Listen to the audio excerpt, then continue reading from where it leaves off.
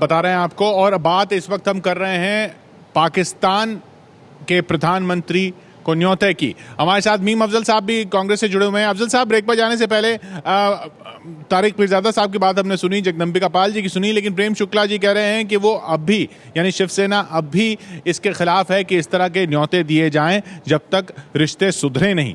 रिश्ते सुधरेंगे इससे क्या? देखिए, सबसे पहले तो मैं किशोर साहब ये कहना चाहूँगा कि हिंदुस्तान और पाकिस्तान के दरमियान अच्छे रिश्ते हों। हमने हमेशा इस बात की तर्जुमानी की है और आज भी करेंगे। लेकिन ये जो नेवता गया है, इसके सिलसिले में कुछ सवालात हैं बड़े अहम, और वो मैं आज देश की जनता की तरफ से भारतीय जनता पार्टी से पूछना चाहता हूँ। पहली बात तो वो ये बताएं कि अपने पूरे इलेक्शन के दौर में उन्होंने पाकिस्तान का नाम लेकर के, टेररिज्म का नाम लेकर के, पाकिस्तान पर टेररिस्ट होने का और टेररिस्टों को संरक्षण देने का इल्जाम लगा करके वोट में बटोरने की कोशिश की। आपको याद होगा, खुद नरेंद्र मोदी जी ने कहा कि हमारे जवानों के सर काट लिए गए और हमारी सरकार ने कुछ नहीं किया।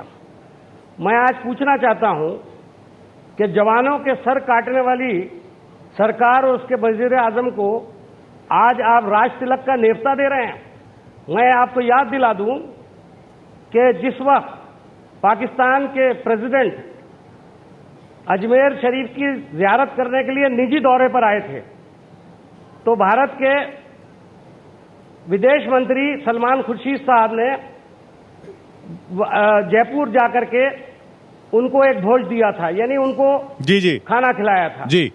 उस पर भारतीय जनता पार्टी ने कहा था, याद कीजिए कि उन्होंने कहा था कि जिन लोगों जो हमारे सर काट के ले गए उनको बिरयानी खिलाई जा रही है। मैं आज पूछना चाहता हूं जी जगदम्बिका पाल जी, सवाल आपसे है। तिलक में जी जिन लोगों को जगदम्बिका पाल जी इल्जाम लगाया, तो कौन सा खाना खिलाया जाएगा? सवाल आपसे है। और भारतीय जनता और ये इन खबरों के बीच सवाल है जी। अफजल साहब एक मिनट अफजल साहब, एक बात और कह दूं जी, एक बात और कह दूं जी, एक बात और कह दूं जी, एक बात और कह दूं जी, बोलें। कि आज मुझे प्रेम शुक्ला साहब की बेबसी पर भी थोड़ा तरस आ रहा है। जगदम्बिका पाल जी, सवाल आपसे जो पूछा अफजल साहब ने वो ये कि आप भी हम बेबस नहीं, चिंता ना करें। हम आपके सलमान खुर्शीद जी जो औपचारिक एक मिनट प्रेम शुक्ला जी, एक मिनट प्रेम शुक्ला जी, तो कम से कम आधिकारिक निमंत्रण दे रहे हैं। आप तो आधिकारिक निमंत्रण नहीं था, उस पर भी बिरयानी खिला रहे थे। वो तो बहुत ही तकलीफदेह बात थी। नहीं, पहले सवाल का जवाब ले लें प्रेम शुक्ला जी। जगदम्बिका पाल जी, अभी आप इसकी हिमायत करते हैं निमंत्रण की? नहीं, वो नहीं कर रहे हैं हिमायत, लेकिन मैं जगदम्बिका पाल जी से जवाब लेना चाहूंगा। जगदम्बिका पाल जी, अभी रविवार को फिर वही घटना हुई है, बॉर्डर एक्शन टीम। सहमति व्यक्त कर दी। हम आपकी तरह दोहरी बात नहीं करते, कांग्रेस की तरह दोगली बातें करना। अरे अभी कांग्रेस बीजेपी ना करे ना प्लीज। मैं सिर्फ इतना सवाल पूछ रहा हूं जगदम्बिका पाल जी, अभी बडगाम में अभी रविवार को भी घटना हुई है, बॉर्डर एक्शन टीम जो बताई जाती है जिसने ये घटना की है, फिर एक शहादत हुई है हमारे जवान की। तो वो सवाल जब आप कांग्रेस से पूछते थे, कांग्रेस अब आपसे पूछ रही है कि हमसे तो पूछा करते थे, आप कैसे बुला रहे हैं? नहीं, बिल्कुल ये सवाल पूछ रहे हैं, लेकिन इनको जवाब देना चाहिए कि अगर हिंदुस्तान में कांग्रेस यूपीए की हुकूमत थी, कांग्रेस यूपीए की हुकूमत के बाद अगर बॉर्डर पे उतनी बड़ी घटना हुई कि सिपाहियों के या जवानों के सर कलम किए गए, तो उस पर हिंदुस्तान की जनता सवाल नहीं करेगी, भाजपा सवाल नहीं करेगी। और इन्होंने क्या कार्रवाई की उसका जवाब नहीं दे रहे हैं। आज ये कह रहे हैं कि हमने न्योता क्यों दिया। अभी न्योता तो हमारी हुकूमत बनने जा रही है। इनको मीम अफजल साहब को ये जानना चाहिए कि आज नरेंद्र मोदी जी की जो शख्सियत बन रही है पाकिस्तान में, अमेरिका में, कि शायद किशोर जी ये पहला अवसर होगा कि किसी नई सरकार के शपथ ग्रहण के पहले, केवल पार्लियामेंट्री पार्टी के नेता चुने जाने के पहले ही उसको बराक ओबामा जी फोन करके बधाई दें, नवाज शरीफ जी पाकिस्तान के प्राइम मिनिस्टर फोन करके बधाई दें। ये शायद प्रधानमंत्री बनने के बाद लोग बधाई देते हैं, जो एक रस्मी तौर से परंपरा है। तो इससे साफ है, मैं दे रहा हूं। अरे सुन लीजिए नवाज, मतलब मैं तो आपको नहीं बोला, आपको सुनता रहता। तो आज अगर स्ट्रॉन्ग नेता के रूप में मोदी जी, मैं दे रहा हूं। आप उनसे भी ज्यादा पॉपुलर हैं। मैं आपसे अच्छा, मोदी जी जवाब सवाल किया गया उसका जवाब दीजिए ना। मोदी जी पॉपुलर नहीं होते, नहीं सवाल हाँ मैं उसका जवाब दे रहा हूं। मैं समझ रहा हूं कि इन्होंने कुछ काम नहीं किया। अगर इनके चाहे कलम, तो भाई अब सुनने दीजिए, देश की जनता को सुनने दीजिए कि मैं क्या जवाब दे रहा हूं। और चाहे सिपाहियों के सर कलम कर लिए गए, ये हाँ ये तो आप सब्र कर नहीं, मैं बिल्कुल नहीं डिफेंड किया हूं। ये खामोश रहे, मैंने पार्लियामेंट में उठाया था, मैंने चाइना के मामले को पार्लियामेंट में उठाया था, आपको नहीं मालूम? अरे अभी वो बात नहीं हो रही है। एक मिनट जगदम्बिका जी, आपकी बात नहीं हो रही है। अच्छा तारिक पीरजादा साहब, एक मिनट रुकिए, मैं आऊंगा इस सवाल के जवाब के लिए आपके पास आऊंगा। जगदम्बिका जी बहुत लंबा टाइम ले रहे हैं आप जवाब देने में, इसलिए मैं अब मेरे को पीरजादा साहब के पास जाना पड़ रहा है। पीरजादा साहब ये तुरंत दे रहा हूं। नहीं एक मिनट पीरजादा साहब, एक मिनट जगदम्बिका जी, पीरजादा साहब, नरेंद्र मोदी की शख्सियत को किस तरह से लिया जा रहा है पाकिस्तान में, पाकिस्तान की आवाम के स्तर पर? मैं ये नहीं पूछ रहा कि वो चाहते क्या हैं, मैं ये पूछ रहा हूं कि अभी इस वक्त किस तरह से लिया जा रहा है। देखिए, नरेंद्र मोदी ने इलेक्शन से एक दिन पहले एक बड़ा अहम बयान दिया था, जो कांग्रेस और बीजेपी के बेशतर लोगों ने, ज़्यादातर लोगों ने उस पर गौर नहीं किया। वो बयान पाकिस्तान और चीन से मुतालिक था और अखबारात में छपा हुआ है। मैं दोबारा दोहरा दूं, छपा हुआ बयान है। उसमें उन्होंने कहा था कि हम पाकिस्तान के साथ दोस्ती करना चाहते हैं, कश्मीर का मसला हल करना चाहते हैं, चीन से दोस्ती करना चाहते हैं, मसाइल हल करना चाहते हैं। हमसायों के साथ उनके लफ्ज़ से आंखें दिखाकर नहीं, आंखें मिलाकर बात की जाती है। ये उनके लफ्ज़ हैं, मैं तर्जुमा नहीं कर रहा हूँ। चुनाचे ये बात पाकिस्तान में अच्छे तरीके से देखी गई है। जब अमन की आशा की बात होगी, अब पुरानी बातें होंगी, हालात को नॉर्मल करने की बात होगी, जंग की बात नहीं होगी, गाली देने की बात नहीं होगी। और मोदी जी ने, वजीर आजम अभी वो बने नहीं हैं, एक बड़ी अच्छी बुनियाद रखी है वो दावत देकर, जो कि उन्होंने सार्क के रहनुमाओं को दी है। इसको मैं आपको एक बात बताता चलूं जो आपके मेहमान नहीं कह रहे हैं, और ये मैं मोदी जी के हक में जाती है और इंडिया के हक में जाती है। ये दावत देकर उन्होंने सार्क के लोगों को इलाके में भारत की जो क़यादत है, लीडरशिप, उसको मजबूत किया है। बात समझनी चाहिए कि उन्होंने, अब वो गुजरात के वजीर आला नहीं है, आप उनको गुजरात के वजीर आला के तौर पर गाली देते रहिए, मैंने भी दी है कि उन्होंने मुसलमानों को कत्ल करवाया था, बिल्कुल कराया था। लेकिन सवाल ये है, इस वक्त तो पूरे एक मिनट बात कर लूं, मैं खत्म करता हूं बात। शेख रशीद साहब, जरा तारिक पीरजादा, आज फिर आप गलत बात कर रहे बात सुन लीजिए, हस्तक्षेप कर रहे हैं। यार मुझे बात करने दें, एक मिनट। वो ये है, मैं एक सेकंड में खत्म कर रहा हूं। देखिए, मोदी जी ने एक ऐसी बुनियाद फराहम की है अपनी हुकूमत शुरू होने से पहले, और वो इसलिए की है कि उन्होंने, उनके कंधों पर पूरे भारत का वजन है। अगर वो आपकी तरह फिरका वाराना अंदाज में सोचें, नस्ली बुनियाद पर सोचें, तो भारत का तो काम तमाम हो जाएगा। उन्होंने बहुत दानिशमंदी का बयान दिया है। हमारे साथ राठौड़ साहब, यहाँ पर कर्नल राठौड़ साहब मौजूद हैं। राठौड़ साहब, लेकिन चुनौतियां इन बाकी बयानों में आपको दिख रही है ना, जो सवाल अफजल साहब उठा रहे हैं। अभी आपने फिरका परस्त बयान दे दिया। जी एक मिनट प्रेम शुक्ला जी, मैं राठौड़ साहब के पास जा रहा हूँ। राठौड़ साहब, ये चुनौतियां नहीं है? देखिए, जो आज के बात, ये जो आज न्योता है, उसको आप प्राइमा फेसाई में अगर देखें तो ये एक राजनीतिक शिष्टाचार है। मान लीजिए, अगर गहराई में जाके देखें तो इस लगता है कि जो नई सरकार आने वाली है उसके पास एक रोड मैप है। तारिक साहब ने जो बात कही वो बहुत सही बात कही कि देखिए, अगर आप सार्क देशों के सभी रहनुमाओं को बुलाते और उसमें से अगर नवाज शरीफ साहब को आप न्योता ना भेजते, क्या सिचुएशन होती? हिंदुस्तान के लिए सार्क देशों को लेकर के चलना आज की तारीख में सबसे अहम बात है। जी, तो जो पीरजादा साहब कह रहे हैं वो आप उस बात को सही मानते हैं, और आप मानते हैं कि ये इस तरह की ही पहल की गई है? देखिए, इसीलिए ये पहल की गई है, लेकिन आज ये शिष्टाचार के आगे बढ़ के देखना वो ज़्यादा ज़रूरी है, तारिक पीरजादा साहब ने कहा कि मोदी साहब के पास बहुमत है, उधर नवाज शरीफ साहब के पास बहुमत है, और दोनों लीडरान इस काबिलियत पे हैं, इस पोजीशन में हैं कि वो कुछ कर ये क्लियर मैंडेट जो है पीरजादा साहब, क्लियर मैंडेट जो नवाज शरीफ साहब को भी मिला हुआ है या नरेंद्र मोदी जी को भी मिला हुआ है, ये क्लियर मैंडेट मदद करेगा दोनों देशों को रिश्ते सुधारने में? बहुत बड़ा। देखिए ना, एक मिनट, नवाज शरीफ को हुकूमत में आए 10 महीने हुए हैं, बिल्कुल नई हुकूमत है, उसके साथ 2/3 2/3 अक्सरियत है पार्लियामेंट के अंदर। इसी तरह मोदी साहब के पास 337, अगर मेरा अंदाजा गलत नहीं है, इत्तेहादियों समेत उनके पास वोटें हैं। उसके अलावा और पार्टियां भी आने वाले दिनों में मिल जाएंगी। अरे ये जो मसला ये है, मैं आपको बता देता हूं जो सच बात है, और वो बोल देनी चाहिए।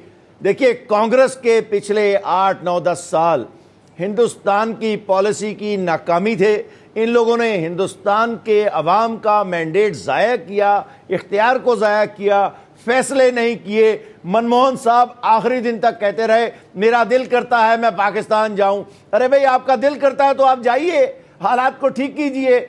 आप जब किसी दूसरे मुल्क में जाते हैं तो आप एक बड़ी क़यादत के साथ जाते हैं, लीडरशिप के साथ जाते हैं, आप छोटे नहीं होते हैं। ये बात बीजेपी के जो रहनुमा थे ना, वो उसे क्या कहते हैं, पिछले जो बस सर्विस में गए थे, वाजपेयी साहब, उनको तो ये बात समझ, वाजपेयी साहब उनको समझ थी इस बात की। और ये बात आज दूसरी बात मैं करूं, आज तक पाकिस्तान और हिंदुस्तान के दरमियान जो ताल्लुकात खराब रहे हैं वो कांग्रेस के दौर में रहे हैं, बीजेपी और भारतीय जनता पार्टी के दौर में नहीं रहे। और अभी मैं ये नहीं कह रहा हूं कि भारतीय जनता पार्टी की वजह से हिंदुस्तान की फॉरेन पॉलिसी कामयाब हो जाएगी, लेकिन अच्छी बुनियाद रखी गई है। सवाल पीरजादा साहब, मीम अफजल साहब ने आपसे ये किया कि वो वाजपेयी साहब का आपने जिक्र तो किया, लेकिन आपने उनके साथ क्या किया, कारगिल और कंधार? मैं आपको उसका जवाब दे देता हूं। आपको याद है कि उस वक्त मुशर्रफ साहब की हुकूमत थी, उन्होंने जो फैसला किया, कारगिल की कार्रवाई हुई। उसके बाद आप ये देखें कि उस बस सर्विस की डिप्लोमेसी को कि वो नाकाम नहीं हुई। उसके बाद वही मुशर्रफ आगरे आया और आपसे मुज़ाकरात किए उसने। आप मेरी बात सुन लें, नहीं, बात को गलत नहीं समझना चाहिए। उस पहली डिप्लोमेसी का असर इतना था कि झगड़े के बावजूद जब वापस सफारतकारी की तरफ बात आई तो वही मुशर्रफ हिंदुस्तान गया। आप उस बात को देखिए कि बुनियाद जाया नहीं जाती। आप नरेंद्र मोदी का ये जो इब्तदा है ना, ये फॉरेन पॉलिसी की, इसको जाया मत होने दीजिए। जगदम्बिका पाल जी, अब वो सवाल हासिल क्या हुआ आपने 2008 किया, उसके बाद जी अफजल साहब जी, ये है 11 किया ना, किशोर जी, हासिल क्या हुआ? किशोर जी, मैं जवाब दे देता हूं उसका भी। आप जिस पाकिस्तान के रिश्ते सुधारने के लिए 8 साल की दुहाई दी जा रही थी, और पिछले 10 सालों में डॉक्टर मनमोहन सिंह जी लगातार कहते थे कि हम रिश्ते सुधारेंगे, लेकिन उन्होंने कोई कदम नहीं बढ़ाया, कोई प्रयास नहीं किया। अभी सरकार नहीं बनी, और जिस तरह का उन्होंने हमारी पार्टी की तरफ से एक गेस्चर गया प्रधानमंत्री के उस शपथ ग्रहण समारोह में, एक गेस्चर ने आज पाकिस्तान की आवाम के ऊपर, पाकिस्तान की हुकूमत नहीं, वो ठीक है। एक ऐसा जगदम्बिका पाल जी, सवाल वो नहीं था, सवाल वो नहीं था। सवाल मेरा ये है, सुधरेंगे। एक मिनट जी अफजल साहब, कि जब आप इलेक्शन लड़ेंगे तो पाकिस्तान के खिलाफ आप नफरत फैला करके वोट का पोलराइजेशन करेंगे, और जब आप पावर में आ जाएंगे तो अगले दिन नेता भेज देंगे, पूरा देश आपसे सवाल करेगा। नहीं, हमने हमने आपसे सवाल पूछा था कि आप हुकूमत में थे। अरे क्यों, आप क्या करें? आप कम से कम इस बात, आपकी जिम्मेदारी क्या थी? आपकी हुकूमत थी और आप अपनी सीमाओं की हिफाजत न करें तो ये सवाल नहीं उठे। ये नफरत कैसे हो गई पाकिस्तान के खिलाफ? आपने अगर आप अपनी सीमाओं की हिफाजत न कर पाए तो ये चुनाव का सवाल नहीं बनेगा, आपके निकम्मेपन का सवाल नहीं बनेगा। क्या आप हुकूमत में थे? इलेक्शन से 3 दिन पहले आपने इलेक्शन होने से आपने कौन सी सीमा की? पहले तक आप पार्टी में थे, आप भी उस सरकार का हिस्सा थे। देखिए, सवाल क्या है पाल साहब, जगदम्बिका साहब और मेम साहब, मैं सरकार का हिस्सा नहीं था। राजनीति के रंग बहुत अजीब हैं था, और मैं इन सवालों को राजनीति में रंग बड़े अजीब हैं। कल तक मीम अफजल साहब और जगदीशवा पाल साहब एक ही पाले में थे, आज दो अलग पालों में हैं। नहीं लेकिन कल तक यही तारिक साहब मोदी साहब से नफरत करते थे, आज उनकी तारीफ कर रहे हैं। खैर, मैं तो आज भी कह रहा हूं एक कि बात जब से तक वो गुजरात के वजीर आला थे, उनके हाथ पर खून था। अब वो उस बात से आगे बढ़ रहे हैं और अमन की जानिब जा रहे हैं। भारत की वजारत उज़्मा का उनके कंधों पर वजन है। उन्होंने अपनी पॉलिसी को एक नया रुख दिया है। आप चाहते हैं आप परवेज मुशर्रफ और नवाज शरीफ के हाथों को आपकी पॉलिसी क्या है, मैं आपसे पूछना चाहता हूं। जी फरमाइए, आपकी पॉलिसी क्या है? जिस तरह से हमारे पाकिस्तान में मर गए, जी मैं बयान कर रहा हूं मेरी पॉलिसी। जिस तरह से मस्जिदों में बम तोड़े जा रहे हैं, जरा उसकी चिंता करें। अरे बात सुनिए भाई, आप यूं तो आसाम की चिंता करें, मुजफ्फरगढ़ की चिंता करें जहां मुसलमानों का कत्ल हो रहा है, लेकिन अगर आप इन बातों पे फंसे रहेंगे तो मोदी जी का जो नया दौर है ना, आप उसी उसके लिए गलत बुनियाद रखेंगे। मैं यही दिखाना चाहता था अपने लोगों की चिंता, आपकी करनी और आपके हाथ को देख रहे हैं, इसलिए हम आपको मैं तो आपकी बात का जवाब दे रहा हूँ, कोई अंतर नहीं, ये आपकी बात का जवाब है। और आप लोग जो, मैं आपको एक और बात बताऊं, जो आपकी बात में एक तजाद है, कॉन्ट्रडिक्शन है, कोशिश करो। मैं आपकी बात में एक तजाद बताता हूँ, केवल आपकी हुकूमत, मैं आपकी बात में एक कॉन्ट्रडिक्शन बताता हूँ। आप हाथ पे हाथ, आपके यहाँ झगड़ा ये है कि आप चाहते हैं कि हमेशा जंग रहे, कभी सुलह की बात ना हो, कभी मसाइल हल ना हो। देखिए, जब कोई लीडर सुलह की बात करता है, बड़ी बात, सुलह की बात मेरे रवैये में देखिए, मैं आपको जवाब देता हूं, मेरे रवैये से तब्दीली नहीं आएगी, तब्दीली आएगी दोनों के रवैये से। किसके? पाकिस्तान और हिंदुस्तान के। और मैं मोदी जी और नवाज शरीफ के रवैये में अगर तब्दीली देख रहा हूं तो ये मैं उसका तजिया कर रहा हूं। मैंने ये नहीं कहा कि तमाम बातें आइंदा चलकर ठीक हो जाएंगी। मैंने कहा ताली एक हाथ से नहीं बचती, ताली एक हाथ से नहीं बचती, ताली दोनों हाथों से बज रही है। अभी दावत एक हाथ से नहीं बचती, दोनों हाथ से बच रही है। ताली दो हाथों से बजी है। नवाज शरीफ ने दावत दी, क्या बोल रहे थे, मोदी ने कबूल किया। आपको बात की समझ नहीं आ रही भाई, बात ये है। अच्छा अफजल साहब, मेरा एक सवाल अंत में, एक मिनट जगदम्बिका जी एक क्या मिनट प्रासंगिकता है? किशोर जी एक मिनट जी नहीं, मीम अफजल से पूछ लूं, एक सवाल पूछ लूं। मुझसे लगातार सवाल पूछ रहे हैं कि वो लगातार ये कह रहे हैं कि अगर आज मोदी जी प्रधानमंत्री हो रहे हैं और प्रधानमंत्री के रूप में हिंदुस्तान की फॉरेन पॉलिसी का मुजाहिरा हो रहा है, तो आज ये बात कहना कि आपका कल मोदी जी के बारे में आप क्या कहते थे पाकिस्तान के लोग, तो इस सवाल की आज प्रासंगिकता क्या है? जरा मीम अफजल जी बता दें। भाई कल वो गुजरात के मुख्यमंत्री थे, आज वो भारत के प्रधानमंत्री होने जा रहे हैं, और प्रधानमंत्री के रूप में समझ गया अगर उन्होंने न्योता भेजा है तो इसका स्वागत करते हैं या इसका विरोध करते हैं? नहीं, इसका कांग्रेस पार्टी स्वागत करती है कि विरोध? वही मेरा सवाल है। एक मिनट अफजल साहब, मेरा भी सवाल मेरा अफजल साहब मेरे सवाल का अफजल साहब मेरे सवाल का भी जवाब साथ में दे दीजिएगा। वो सवाल उसी से जुड़ा हुआ है कि जब बिल्कुल आपने कहा बीजेपी ने सवाल उठाया कि बिरयानी क्यों खिलाते हैं, बीजेपी ने कहा कि एलओसी पे हो रहा है, आप क्यों बुलाते हैं। अब तब आप कह रहे थे कि नहीं ऐसा ही होना चाहिए, अब वो ऐसा ही कर रहे हैं, चाहे वो पलट रहे हो, चाहे वो बदल रहे हो, चाहे वो उनके रवैये में तब्दीली आ रही हो। अब जब वो ऐसा कर रहे हैं तो क्या आपका रुख वैसा ही होगा जैसा उनका आपकी तरफ था, या आपका वैसा होगा जैसा आपका अपने लिए था? किशोर साहब, आपको ध्यान करना चाहिए कि जो पहला जुमला बोला था वो मैंने कहा था कि हिंदुस्तान और पाकिस्तान के दरमियान में अमन व अमान कायम रहे, पीस रहे, इसके लिए हम उसका स्वागत करते हैं।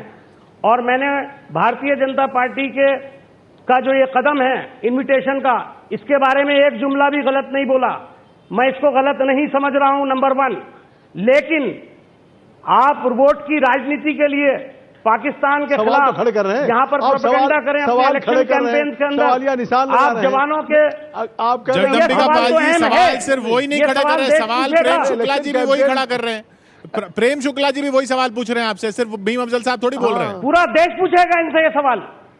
शिवसेना आपके साथी आपसे वही सवाल पूछ रही है, यही तो चुनौती है। तारिक मीरजादा साहब, लास्ट वर्ड आपका एक लाइन में। नहीं क्या नहीं, सवाल कोई कीजिए। एक जी, सवाल तारिक मिर्जा साहब, ये डिस्कशन आपने सुनी यहाँ पे, आतंकवाद बंद ये करें, भारत की सेना करे आतंकवाद, भारत अपने की बंद गवर्नमेंट करें, की चुनौतियां भी हैं, ये भारत की गवर्नमेंट की चुनौतियां भी हैं, इसके बीच में चुनौतियां आपकी तरफ भी होंगी। आपको क्या उम्मीद दिखती है इस पूरे माहौल में? हुकूमत जिस दिन बनेगी, देखिए, मैं आपके साथ 1 2 3 करके बात करता हूं। चलिए, पहली तो बात यह है, ये जरा आप अपने मेहमान को चुप कराइए ताकि मैं बात कर सकूं। जगदम्बिका जी, बस आखिर में पीरजादा साहब को सुन लेते हैं। जी साहब, देखिए, 1 2 3 करके निहायत संजीदगी से बात करते हैं और ये संजीदा बात है।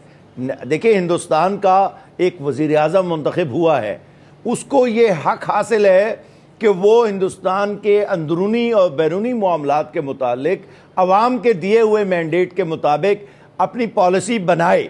आप उससे इख्तलाफ करें या इख्तलाफ करें, इत्तफाक करें। दूसरे ये है, जो मैं देख रहा हूँ, मोदी जी ने एक बातचीत की और मुज़ाकरात की और हमाहंगी और हार्मनी की बात की है, जो कि एक बहुत अच्छी इब्तदा है। अभी बहुत देखिए, अभी तक सिक्योरिटी कमेटी की, नेशनल सिक्योरिटी की मीटिंग्स नहीं हुई इंडिया में। अभी बहुत बड़ी ब्रीफिंग होनी है मोदी जी की। अभी उनकी टीम ने बैठना है, उनकी कैबिनेट ने बैठना है। ये सारे मामलात के बाद जब पॉलिसी, खारजा पॉलिसी और दाखिली पॉलिसियाँ बन जाएंगी, तो फिर हम इस पोजीशन में होंगे कि हम देखेंगे कि उनका रोड मैप आगे का क्या है, आगे की चाल क्या है। लेकिन अब तक जो है, उसकी रोशनी में मैं ये कहूँगा, इब्तदा बुरी नहीं है। बहुत बहुत शुक्रिया आपका पीरजादा साहब। अफजल साहब, आपका भी बहुत बहुत शुक्रिया इसी पॉजिटिव नोट पर। प्रेम शुक्ला जी, आपका भी। जगदम्बिका पाल जी, आपका भी। और राठौड़ साहब, आपका भी। इब्तदा अच्छी हुई है, ये कहना तारिक पीरजादा साहब का कि ये जो कदम उठाया गया है ये शुभ है एक तरह से। तो देखते हैं आगे क्या रिश्ते सुधरेंगे।